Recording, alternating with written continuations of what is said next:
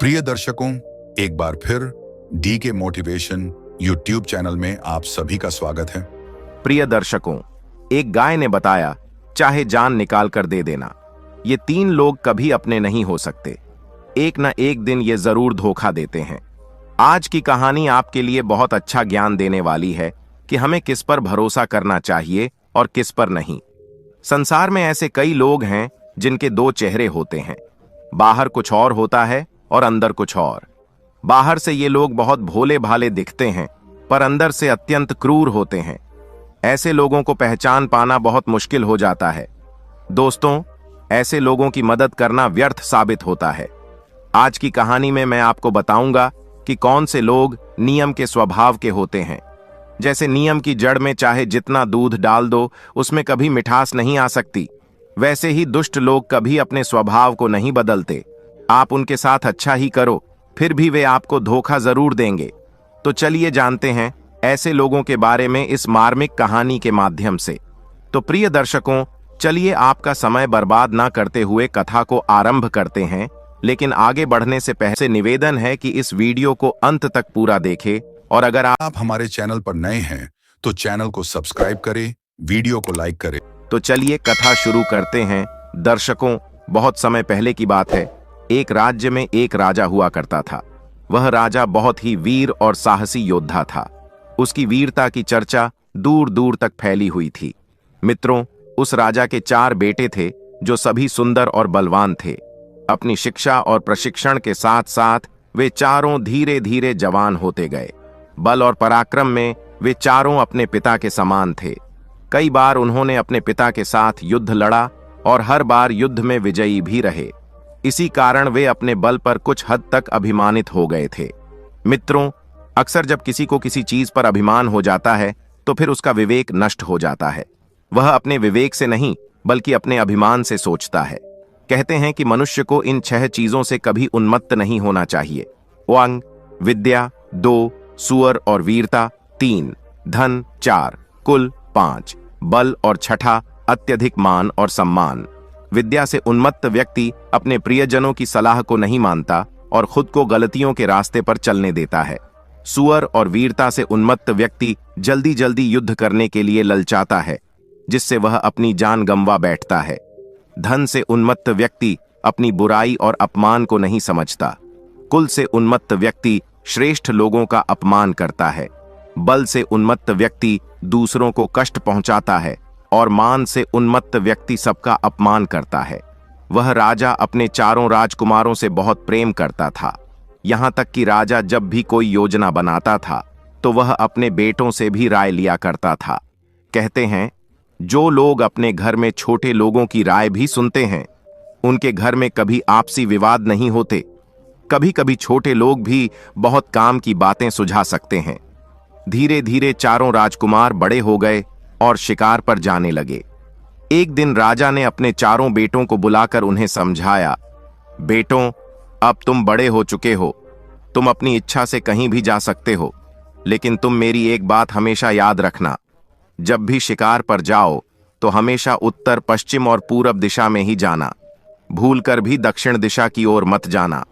अगर तुम गलती से भी दक्षिण दिशा की ओर चले गए तो तुम बहुत बड़ी मुसीबत में फंस जाओगे। राजा के चारों पुत्रों ने अपने पिता की बात ध्यान से सुनी और दक्षिण दिशा में न जाने का संकल्प लिया। उन्होंने वचन दिया कि पिताजी, हम आपकी आज्ञा का पूरी तरह पालन करेंगे और कदापि दक्षिण दिशा में शिकार करने नहीं जाएंगे। मित्रों, अगले दिन हुआ और जैसे हमेशा होता था, चारों राजकुमार अपने घोड़ों पर सवार होकर पिता की आज्ञा का पालन करते हुए 3 दिशाओं में शिकार पर जाने लगे। लेकिन वे कभी दक्षिण दिशा की ओर नहीं गए। यही क्रम कई दिनों तक चलता रहा। एक दिन चारों राजकुमार शिकार करने के लिए जंगल में गए। पूरे दिन उन्होंने शिकार का पीछा किया, लेकिन जब शाम हुई तो वे घर लौटने लगे। आज उन्हें कोई शिकार नहीं मिला था और इस वजह से वे बहुत निराश थे। शिकार खेलते हुए चारों राजकुमार थक चुके थे और भूख प्यास से भी परेशान हो रहे थे। हारे थके वे एक वृक्ष के नीचे बैठकर आराम करने लगे। तभी उनका छोटा भाई, जो थोड़ा नटखट स्वभाव का था, अपने बड़े भाई से बोला, भैया, मुझे एक बात समझ में नहीं आई। हमारे पिताजी ने हमें 3 दिशाओं में शिकार करने के लिए तो कहा, लेकिन दक्षिण दिशा में जाने से मना किया। पिताजी ने ऐसा क्यों कहा होगा? मुझे लगता है इसके पीछे कोई बड़ा रहस्य है। शायद हमारे पिताजी ने उन 3 दिशाओं के राजाओं को हरा दिया होगा, लेकिन दक्षिण दिशा के राजा से युद्ध में हार गए होंगे, इसलिए उन्होंने हमें दक्षिण दिशा में जाने से मना किया। बड़ा भाई बोला, नहीं भाई, ऐसा नहीं हो सकता। छोटा भाई फिर बोला, मुझे तो यही लगता है कि हमारे पिता दक्षिण दिशा के राजा से हार गए हैं और उसी डर की वजह से उन्होंने हमें वहां जाने से मना किया। मुझे लगता है हमें कल दक्षिण दिशा में जाकर इसका सत्यापन करना चाहिए। हम चारों तो कुशल योद्धा हैं, हमारी वीरता पर संदेह नहीं करना चाहिए। अगर हम दक्षिण दिशा में जाएंगे तो हमारी कीर्ति और भी बढ़ जाएगी। कल सुबह हम वहां जाएंगे और इस बात की जांच करेंगे। मित्रों, छोटे भाई की बात सुनकर बड़े राजकुमारों को भी ऐसा लगा कि शायद हमारे पिता दक्षिण दिशा के राजा से हार गए होंगे। इस पर तीनों बड़े राजकुमार दक्षिण दिशा जाने के लिए तैयार हो गए और कहने लगे, ठीक है, कल हम दक्षिण दिशा की ओर प्रस्थान करेंगे। अगले दिन राजकुमार अपने घर लौटे और थके हारे अपने कक्षों में सो गए। जब सुबह हुई तो चारों राजकुमार शिकार पर जाने के लिए निकल पड़े। जाते हुए उन्होंने अपने पिता से कहा, पिताजी, हम शिकार खेलने के लिए जा रहे हैं। आज हमें थोड़ा समय लग सकता है, क्योंकि बहुत दूर के राजाओं के बेटे भी शिकार के लिए आते हैं। अगर हम देर से लौटें तो आप चिंता न करें। राजा ने कहा, पुत्रों, जैसी आपकी इच्छा है। हमें आपकी वीरता पर पूरा विश्वास है, लेकिन फिर भी कोशिश करना कि जल्दी लौट आएं। इसके बाद वे चारों राजकुमार अपने पिता से ऐसा कहकर घोड़ों पर सवार हो गए और शिकार के लिए निकल पड़े। आज उन्होंने सीधी दक्षिण दिशा की ओर यात्रा की। चलते चलते वे अपने राज्य की सीमा से बाहर निकल गए। उन्होंने घोड़ों को वहीं छोड़ दिया और भेष बदलकर दक्षिण दिशा की ओर बढ़ने लगे। चारों राजकुमार पैदल चलते हुए जंगल के रास्ते से जा रहे थे। वे बहुत दूर निकल गए और एक घने जंगल में पहुंच गए। वहां से दूर दूर तक कोई गांव नजर नहीं आ रहा था। अब उन्हें बहुत तेज प्यास लगने लगी। तब उन्होंने एक वृक्ष के नीचे बैठकर आराम करना शुरू किया। प्यास की तीव्र पीड़ा से वे बहुत परेशान हो गए थे। धीरे धीरे शाम हो गई और अंधेरा गहरा गया। तो प्यास से व्याकुल होकर बड़े भाई ने अपने छोटे भाई से कहा, जो थोड़ा नटखट स्वभाव का था, अरे छोटे भाई, तुम जरा इस वृक्ष पर चढ़कर देखो, कहीं कोई घर या आसपास पानी का स्रोत तो नहीं है। देखो, कहीं कोई तालाब नजर आ रहा हो जहां जाकर हम अपनी प्यास बुझा सकें। अगर हमें पानी नहीं मिला तो आज हमारी जान भी जा सकती है। मित्रों, छोटा राजकुमार बड़े भाइयों की बात मानकर उस वृक्ष पर चढ़ गया और चारों ओर ध्यान से देखा।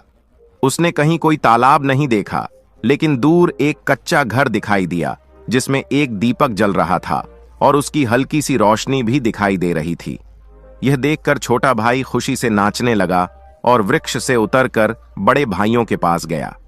बड़े राजकुमारों ने पूछा, क्या हुआ भाई, ऐसा क्या देखा है जो तुम नाच रहे हो? छोटा राजकुमार बोला, भैया, मैंने देखा है कि यहां से थोड़ी दूर पर एक कच्चा घर है और वहां एक जलता हुआ दीपक दिखाई दे रहा है। अगर हम उस स्थान तक पहुंच सकें तो वहां हमें पानी मिल सकता है। मित्रों, छोटे भाई की बात सुनकर चारों भाई बहुत खुश हुए और उसे साथ लेकर उस घर की ओर बढ़ने लगे। कुछ देर बाद वे उस घर के पास पहुंचे और देखा कि घर के बाहर एक कुआं भी था। कुएं को देखकर चारों भाई खुशी से झूम उठे, क्योंकि अब उन्हें पानी मिल सकता था। लेकिन जब उन्होंने कुएं के अंदर देखा तो पाया कि कुएं में पानी था, लेकिन वह बहुत नीचे था। वहीं एक बाल्टी रखी हुई थी, लेकिन रस्सी नहीं थी। अब चारों भाई सोचने लगे, जल तो मिल गया, पर रस्सी के बिना इसे निकालेंगे कैसे? अगर हमें पानी नहीं मिला तो हमारी जान चली जाएगी। तब बड़े भाई ने छोटे से कहा, तुम इस घर में जाकर पूछो, शायद यहां किसी के पास रस्सी हो। अगर घर के बाहर कुआं है तो अंदर रस्सी भी होनी चाहिए। तुम जाओ और रस्सी मांग कर लाओ। मित्रों, तीनों बड़े राजकुमार वहीं बैठ गए और छोटा राजकुमार घर के द्वार पर जा पहुंचा। जब वह दरवाजे के पास पहुंचा तो उसने खटखटाया और आवाज लगाई, क्या अंदर कोई है? मुझे रस्सी दे दो ताकि हम कुएं से पानी निकाल सकें। हम चारों भाई बहुत प्यासे हैं। अगर हमें पानी नहीं मिला तो हम मर जाएंगे। दर्शकों, जब उसने आवाज दी तो एक बहुत सुंदर लड़की घर से बाहर आई। राजकुमार ने हाथ जोड़कर कहा, देखिए, हम प्यासे हैं। हम चारों भाई बहुत प्यासे हैं और हमारे भाई कुएं के पास बैठे हैं। वहां बाल्टी तो रखी है, लेकिन रस्सी नहीं है। अगर आपके घर में रस्सी मिल जाए तो आपका बहुत एहसान होगा। वह लड़की बहुत सुंदर थी और वह छोटा राजकुमार भी काफी रूपवान था। लड़की उसे देखकर मोहित हो गई और सोचने लगी, आज तो घर बैठे शिकार करने आया यह खूबसूरत युवक, इसे मैं अपना पति बना लूंगी। वह लड़की विचारों में खोई हुई थी जब राजकुमार ने फिर कहा, हे देवी, तुम किस सोच में पड़ी हो? अगर तुम्हारे पास रस्सी हो तो कृपया हमें दे दो। लड़की ने कहा, ठीक है, थोड़ा इंतजार करो, मैं अपनी बड़ी बहन से पूछ कर आती हूं। फिर वह लड़की अंदर गई और अपनी बड़ी बहन से कहा, बहन, एक युवक बाहर खड़ा है जो राजकुमार जैसा लगता है। वह रस्सी लेने आया है और बहुत प्यासा है। इतना सुनकर उसकी बड़ी बहन भी बाहर आई और उस राजकुमार को देखा। राजकुमार ने फिर कहा, अगर आपके घर से हमें रस्सी मिल जाए तो हमें कुएं से पानी निकालने में आसानी होगी। हम चारों भाई बहुत प्यासे हैं, कृपया हमें रस्सी दे दीजिए, आपका बड़ा एहसान होगा। राजकुमार की बात सुनकर बड़ी बहन बोली, रस्सी तो मिल जाएगी, लेकिन आप लोगों के लिए हमारी एक शर्त माननी पड़ेगी। अगर आप हमारी शर्त मानते हो तो हम आपको रस्सी दे देंगे, और केवल रस्सी नहीं, हम आपको पानी भी पिलाएंगे और यहां विश्राम करने के लिए उचित व्यवस्था भी करेंगे। राजकुमार ने कहा, ठीक है, आप थोड़ी देर रुको, मैं पहले अपने भाइयों से पूछ लूंगा। जो वे कहेंगे वही हम करेंगे। फिर वह राजकुमार अपने तीनों भाइयों के पास लौट आया और सारी बात अपने भाइयों से कहकर वह राजकुमार बोला, देखो भाइयों, हमें पानी तो मिल जाएगा, लेकिन उन लड़कियों की एक शर्त है जिसे हमें मानना पड़ेगा। उन्होंने कहा कि अगर हम उनकी शर्त मान लेते हैं तो हमें पानी मिलेगा, भोजन मिलेगा और विश्राम के लिए एक बिछौना भी मिलेगा। मित्रों, चारों राजकुमार बहुत प्यासे थे और उन्हें उस समय केवल पानी पीकर अपनी जान बचानी जरूरी लग रही थी। वे सब एक मत से बोले, ठीक है, अगर हमें पानी पीने को मिल जाए तो हम उनकी शर्त मानने के लिए तैयार हैं। इस तरह अपने भाइयों से पूछकर वह राजकुमार फिर उसी स्थान पर लौट आया जहां सुंदर लड़की की बड़ी बहन खड़ी थी। उसने कहा, हमारे भाइयों ने आपकी हर शर्त मानने के लिए हामी भर दी है, लेकिन कृपया हमें जल्दी से पानी पिला दीजिए और यह भी बताइए कि आपकी शर्त क्या है। तब उस लड़की की बड़ी बहन बोली, हे मुसाफिर, हमारी शर्त यह है कि हम 2 बहनें नहीं बल्कि 4 बहनें हैं और हम चारों बहुत सुंदर हैं। अब तक हम कुंवारी बैठी हैं क्योंकि हमें तुम जैसे सुंदर पुरुष नहीं मिले। अगर तुम चाहो तो तुम चारों भाई हम चारों बहनों से विवाह कर सकते हो। तब हम अपने हाथों से तुम्हें पानी पिलाएंगे, भोजन भी कराएंगे और यहां ठहरने के लिए तुम्हारी उचित व्यवस्था भी करेंगे। मित्रों, उस लड़की की बात सुनकर छोटा राजकुमार चौंक गया। उसके मन में यह विचार आया कि यह कैसी शर्त है। बिना पिताजी की अनुमति के हम चारों भाई विवाह कैसे कर सकते हैं। तब वह भागता हुआ अपने भाइयों के पास गया और शर्त के बारे में बताया, भैया, उन लड़कियों की 3 और बहनें हैं। अगर हम चारों उन चारों बहनों से विवाह कर लें तो हमें पानी मिलेगा, वरना हमें प्यासे ही मरना पड़ेगा। उन्होंने यह भी कहा कि अगर हम उनकी शर्त मान लेंगे तो हमें पानी भी मिलेगा, भोजन भी मिलेगा और विश्राम के लिए बिछौना भी मिलेगा। अगर हम उनकी शर्त न माने तो हमें पानी भी नहीं मिलेगा और यहां ठहरने को भी नहीं मिलेगा। मित्रों, एक राजकुमार ने कहा, अरे, हम उनसे विवाह कैसे कर सकते हैं? अगर हम उनसे विवाह कर लेंगे तो हमारे पिताजी नाराज हो जाएंगे। हमारे पिता तो हमें राजकुमारियों से विवाह कराएंगे। तब बड़े राजकुमार ने कहा, अरे मूर्खों, अगर हम जिंदा नहीं रहे तो हमारे पिता हमें विवाह कहां कराएंगे। अगर हमें पानी नहीं मिला तो हम वैसे भी मर जाएंगे। पहले पानी पीकर अपनी जान बचाओ, फिर जो होगा देखा जाएगा। और अगर हम राजकुमार हैं तो हम एक नहीं 2-2 विवाह कर सकते हैं, इसमें कोई दिक्कत नहीं है। इस प्रकार चारों राजकुमार उन लड़कियों की शर्त मानने के लिए राजी हो जाते हैं।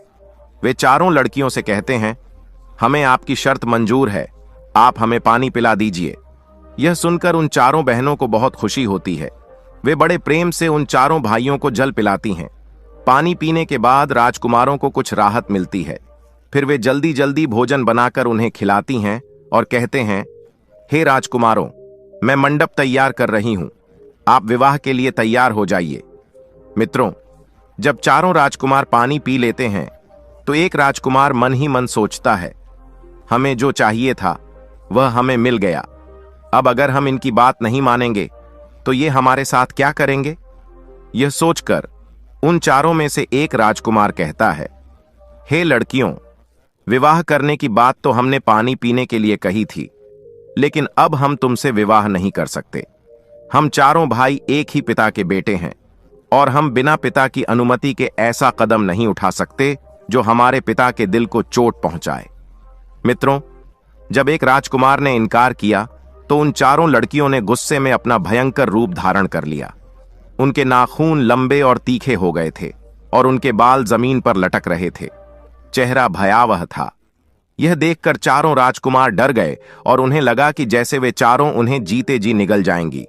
बड़े राजकुमार ने सबको समझाया, देखो, जैसा वह कह रही है वैसे ही करो, नहीं तो ये हमें कच्चा ही खा जाएंगी।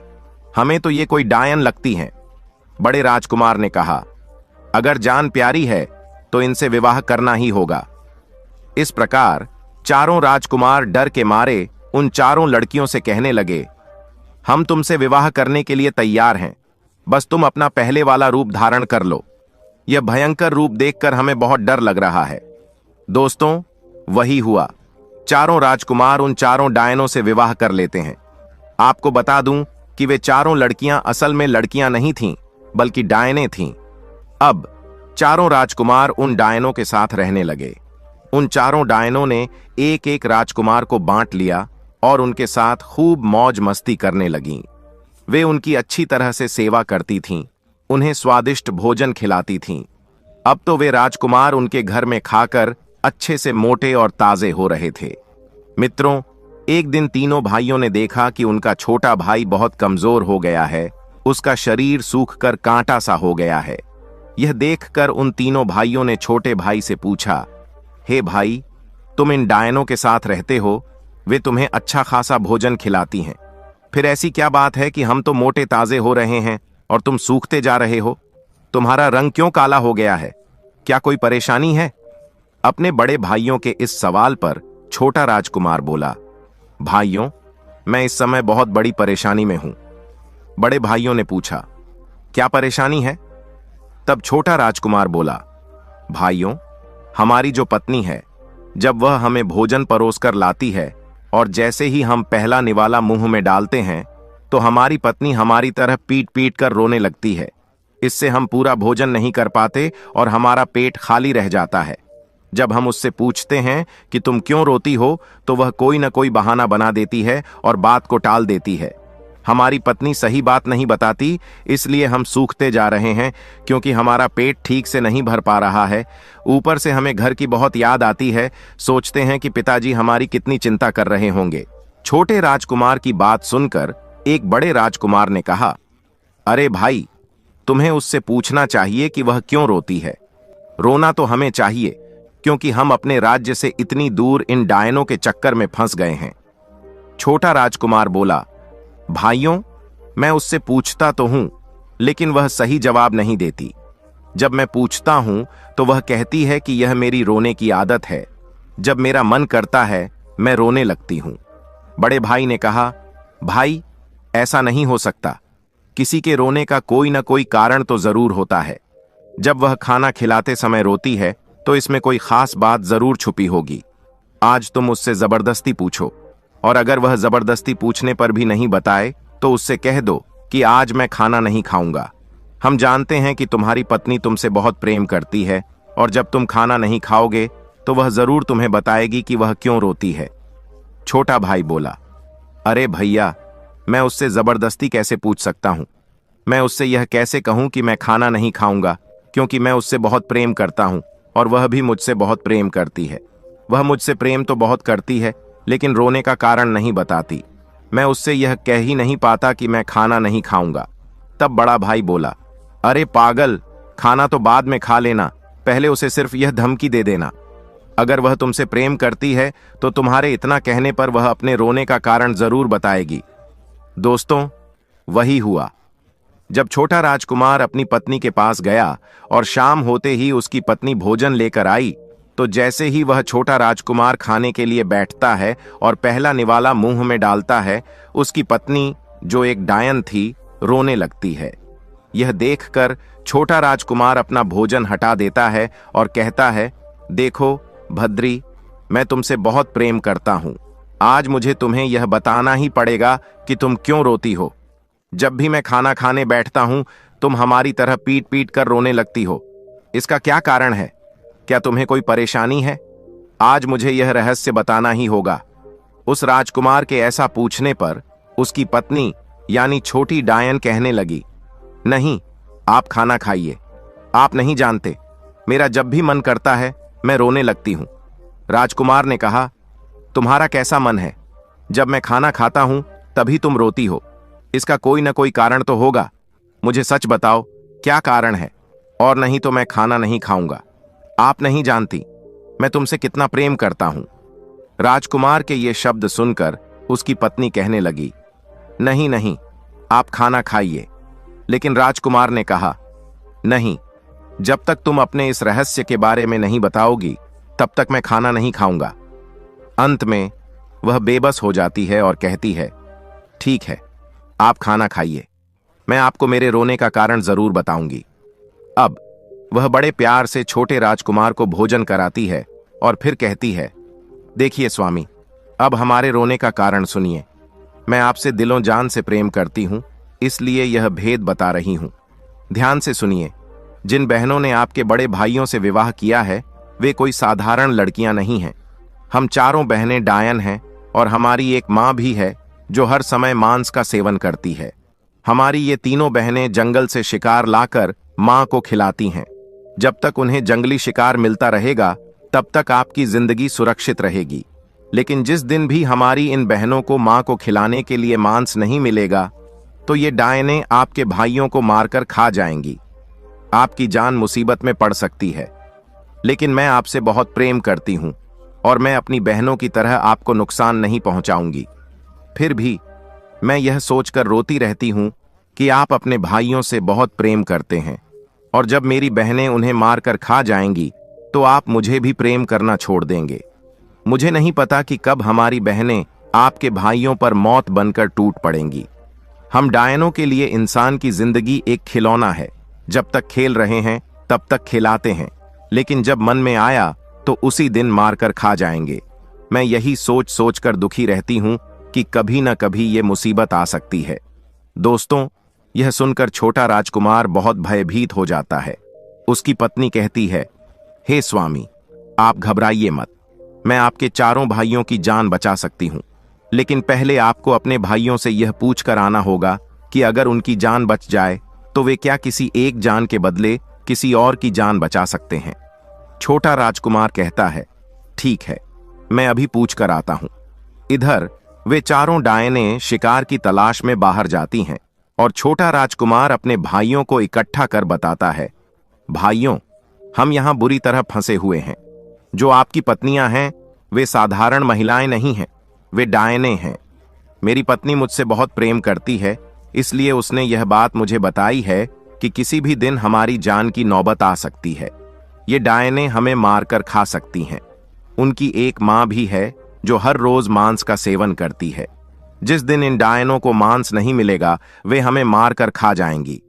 मित्रों, छोटा राजकुमार की यह बात सुनकर तीनों भाई घबरा जाते हैं। फिर छोटा राजकुमार उन्हें बताता है, हे भाइयों, मेरी पत्नी ने कहा है कि अगर हम चारों की जान बचाना चाहें तो वह हमें बचा सकती है, लेकिन उसने एक शर्त रखी है, वह वचन पूरा करना पड़ेगा। दोस्तों, यह सुनकर एक राजकुमार कहने लगा, अरे नटखट, तेरे कारण हम सब मुसीबत में फंस गए। अगर हम इधर दक्षिण की ओर नहीं आते तो इन डायनों के जाल में नहीं फंसते। तू पहले भी हमारे सामने एक शर्त लेकर आया था, जिसके कारण हमें इन डायनों से विवाह करना पड़ा, और अब तू फिर एक नई शर्त लेकर आया है। मैं कोई वचन पूरा नहीं कर सकता। तब बड़ा राजकुमार अपने भाइयों को समझाता है, देखो, यह समय बहस करने का नहीं है। हो सकता है कि उसकी पत्नी हमारी जान बचाना चाहती हो। हमें उसकी शर्त माननी चाहिए। अरे, मरता क्या नहीं करता, हम तो वैसे भी मरने वाले हैं। हो सकता है जान बच जाए। इसलिए छोटे भाई से कहो कि जाओ और अपनी पत्नी से कहो कि हम उसका वचन निभाएंगे, पहले वह हमारी जान बचाए। इस प्रकार छोटा राजकुमार अपनी पत्नी के पास जाता है और कहता है, हम चारों भाई तुम्हारे वचन को निभाएंगे, बताओ तुम्हारा वचन क्या है। तब छोटी डायन कहती है, देखिए, मेरा वचन यह है कि अगर मैं तुम्हारी जान बचा दूंगी तो तुम हमारी जान बचाना, बस यही वचन है। दोस्तों, छोटी डायन की बात सुनकर राजकुमार तैयार हो जाता है और कहता है, हम तुम्हारी जान पर आंच नहीं आने देंगे, पहले आप हमें बचाइए। तब उसकी पत्नी कहती है, देखिए, तुम चारों भाई जंगल में जाओ शिकार खेलने के लिए। तुम तो एक राजा के बेटे हो। जंगल में जाकर तुम चारों भाई अपने शरीर पर तलवार से जख्म बना लेना। अपने शरीर को चोट पहुंचाकर तुम वापस आना और अपनी अपनी पत्नियों से कह देना कि जंगल में और भी राजा लोग शिकार के पीछे आए थे, उनसे लड़ाई हो गई। उनके घोड़े बहुत तेज दौड़ते हैं, जबकि हमारे घोड़े उतने तेज नहीं दौड़ पाते, इसलिए हम उनसे चोट खाकर आए हैं। हमारा शरीर घायल हो गया है। जब वे आपसे पूछें तो कहना कि तुम्हारे पास सबसे तेज दौड़ने वाले घोड़े हैं, हमें वो दे दो ताकि हम उनसे युद्ध कर सकें और उनसे जीत सकें। जब वे आपको तेज दौड़ने वाले घोड़े दे देंगे, तब मैं आपको आगे का रास्ता बताऊंगी। पहले इतना काम कर लो। दोस्तों, वही हुआ।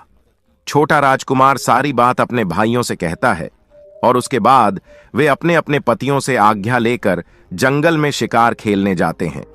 वे अपने शरीर पर तलवार से जख्म लगाते हैं और खून से सने हुए अपने शरीर के साथ घर लौटते हैं। फिर चारों भाई अपनी अपनी पत्नियों के पास लौट कर आते हैं, यानी डायनों के पास लौटते हैं। जब उन डायनों ने उन्हें घायल और खून से सने देखा तो वे पूछने लगीं, यह सब कैसे हुआ? तब उन्होंने झूठा बहाना बनाते हुए कहा, देखिए, जब हम जंगल में जाते हैं तो वहां राजाओं के राजकुमारों से हमारी लड़ाई होती है। उनके घोड़े बहुत तेज दौड़ते हैं, जबकि हमारे घोड़े उनके घोड़ों के मुकाबले धीमे होते हैं, इसलिए हमें चोट लगती है और हमारे शरीर की यह हालत हो जाती है। राजकुमारों की बात सुनकर वे डायनें कहने लगीं, तो हमें बताओ, हम तुम्हारे लिए क्या कर सकते हैं जिससे तुम उनसे जीत सको। तब वे तीनों भाई कहते हैं, देखिए, तुम्हारे पास जो सबसे तेज दौड़ने वाले घोड़े हैं वे हमें दे दो ताकि हम उनसे युद्ध कर सकें और विजय प्राप्त कर लें। राजकुमारों की बात सुनकर वे डायनें कहने लगीं, अगर ऐसी बात है तो हम तुम्हारे साथ युद्ध करने चलते हैं।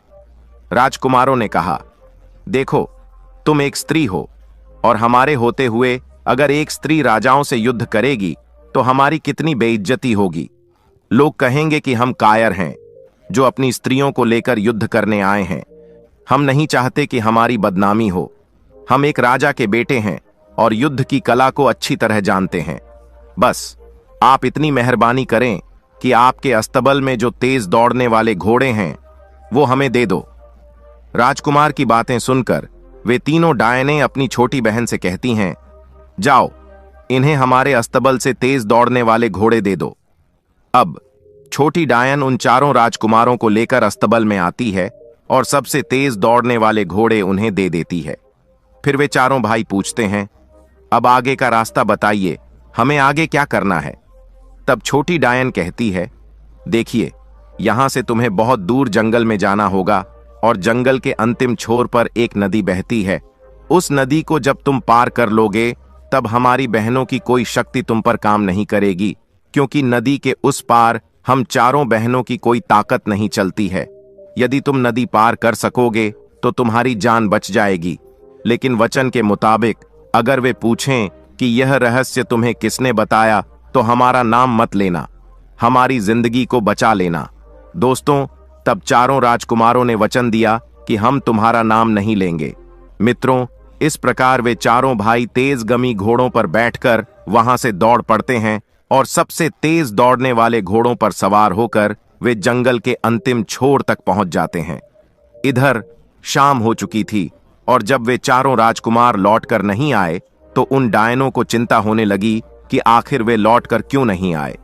उन्होंने अपनी छोटी बहन से कहा, जाकर देखो, शाम हो गई है, हमारे पति लौटकर क्यों नहीं आए? दोस्तों, छोटी डायन को तो सब पहले से पता था। वह कुछ दूर देखने जाती है और थोड़ी देर में लौटकर आकर कहती है, मेरी प्यारी बहनों, लगता है चारों राजकुमार यहां से भाग गए हैं। उन चारों ने हमारे साथ धोखा किया है। ये सुनते ही वे तीनों डायनें व्याकुल हो जाती हैं और वे चारों भागकर अपनी मां के पास पहुंचती हैं। अपनी मां को लेकर वे राजकुमारों का पीछा करती हैं। कुछ ही देर में वे जंगल के अंतिम छोर तक पहुंच जाती हैं। मित्रों, जब तक वे जंगल के अंतिम छोर तक पहुंची, तब तक चारों राजकुमार नदी पार कर चुके थे। इधर जब उन डायनों की मां ने देखा तो वह अपनी चारों बेटियों पर चिल्लाती हुई कहने लगी, अरे मूर्खों, हाथ में शिकार आया हुआ था और तुम लोग भाग गए। खैर, कोई बात नहीं। उन डायनों की मां जाते जाते उन राजकुमारों से पूछती है, तुम तो नदी पार कर चुके हो, हमारी पहुंच से दूर निकल चुके हो। अब हमारी कोई शक्ति तुम पर काम नहीं करेगी, लेकिन अब तुम्हारी जान बच गई है। अब जाते जाते हमें यह तो बता दो कि यह बचने का रास्ता तुम्हें किसने बताया? मित्रों, राजकुमार के तीनों भाई बड़े ही दुष्ट थे और एहसान फरामोश। उन्होंने सोचा, हम तो अब बच ही गए हैं, अब इसे बता ही देते हैं कि यह रहस्य हमें कैसे पता चला। जैसे ही वे बताने को हुए, उसी समय छोटे भाई ने इशारों में कहा, भाइयों, यह भेद इन डायनों को मत बताना। हमने उस छोटी वाली को वचन दिया है, उसने हमारी जान बचाई है। अब हमारा धर्म बनता है कि हम उसकी जान की रक्षा करें, नहीं तो हमारी पत्नी को ये लोग मार डालेंगे। लेकिन दोस्तों, कहते हैं ना कि नीच कभी अपनी नीचता से बाज नहीं आता। वे तीनों भाई बड़े दुष्ट थे। उन्होंने अपने छोटे भाई से कहा, अरे भाई, अब तो हमारी जान बच ही गई है। तेरी पत्नी मरे तो मरे, आखिर वह भी तो इन्हीं डायनों की बहन थी। मित्रों, इस प्रकार वह छोटा भाई बार बार उनसे इस बात का आग्रह करता रहा कि यह भेद मत बताना, लेकिन उनके तीनों भाई नहीं माने।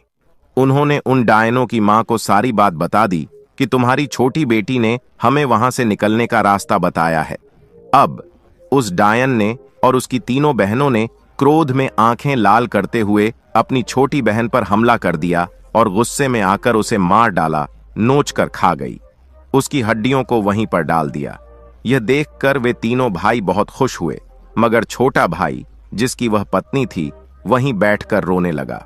तीनों भाइयों ने उसे समझाया, पागल है तू, क्यों रोता है? वह हमारी कौन सी सगी थी? आखिर वह तो एक डायन ही थी। हमारे पिताजी हमारा विवाह इनसे भी सुंदर और शाही राजकुमारियों से करवा देंगे। तू घर चल। छोटा भाई बोला, अरे दुष्टों, तुम लोग जाना चाहो तो चले जाओ, लेकिन मैं घर नहीं जाऊंगा। तुम लोग गद्दार हो, धोखेबाज हो, एहसान फरामोश हो। हमारी पत्नी ने आप लोगों की जान बचाई और बदले में आपने हमारी पत्नी के साथ ऐसा व्यवहार किया कि उसे मार डाला। किसी ने सच कहा है कि दुष्टों पर कभी रहम नहीं करना चाहिए। तुम लोगों ने बहुत बड़ी नीचता का काम किया है, इसलिए आज से तुम हमारे भाई नहीं हो। विद्वान लोग कहते हैं कि चाहे प्राण भी दे देना, ये तीन लोग कभी अपने नहीं हो सकते। पहला, जो धन का अत्यधिक लालची होता है। दूसरा, जो काम वासना में अंधा होता है। और तीसरा, जो आपके पुराने दुश्मन होते हैं, मौका पाकर आपकी शत्रुता को याद करके आपको धोखा दे सकते हैं। इस प्रकार उस छोटे राजकुमार को उसके भाइयों ने बहुत समझाने की कोशिश की, लेकिन वह उनके साथ जाने को तैयार नहीं हुआ और उस नदी के किनारे बैठकर अपनी प्रिय पत्नी की मृत्यु पर शोक करता रहा। कुछ देर बाद वे तीनों डायनें अपनी मां के साथ वहां से चली जाती हैं। जब वे चले जाते हैं तो वह छोटा राजकुमार घोड़े पर सवार होकर फिर से उस नदी के पार जाता है और अपनी पत्नी के पास पहुंचता है, जहां केवल उसकी हड्डियां पड़ी हुई थीं। वह राजकुमार अपनी पत्नी से बहुत प्रेम करता था और उसके प्रेम में पागल हो गया था। उसने क्या किया? उसने अपनी पत्नी की एक चिता तैयार की और उसकी हड्डियों को लेकर उसी चिता पर बैठकर रोने लगा। फिर वह अपनी पत्नी के साथ उसी चिता में जलकर मर गया। दोस्तों, कहते हैं, प्रेम में इंसान कोई भेदभाव नहीं करता। उस छोटे राजकुमार के तीनों भाई बेईमानी और गद्दारी के पात्र थे। उसकी पत्नी ने ही उनकी जान बचाई थी, लेकिन बदले में उन भाइयों ने गद्दारी की। ऐसे धोखेबाजों को परमात्मा कभी माफ नहीं करता। कहते हैं कि धरती पर सुमेरु पर्वत सबसे बड़ा पर्वत है, लेकिन मैं उसे पर्वत नहीं मानता। वह तो उस पर्वत से भी भारी है जितना कि धोखेबाज लोगों से पृथ्वी दब चुकी है। और एक वह भाई था जिसने अपनी जान बचाने वाले के साथ अपनी जान गंवा दी। यह कहानी हमें यह सिखाती है कि यदि कोई हमारे ऊपर एहसान करता है, हमें किसी कठिन समय में मदद करता है और हमारी जान बचाता है, तो हमारा कर्तव्य है कि हम भी उसकी जान की रक्षा करें। हमें कभी भी उसके साथ बुरा नहीं करना चाहिए जो हमारे साथ अच्छा करे। जो ऐसा करता है उसे अंततः भयंकर दंड भुगतना पड़ता है। तो प्रिय दर्शकों, इस कथा के विषय में आपके क्या विचार हैं? कृपया अपनी राय कमेंट बॉक्स में प्रस्तुत करें। तो प्रिय दर्शकों, आशा करते हैं आपको यह कथा अवश्य ही पसंद आई होगी।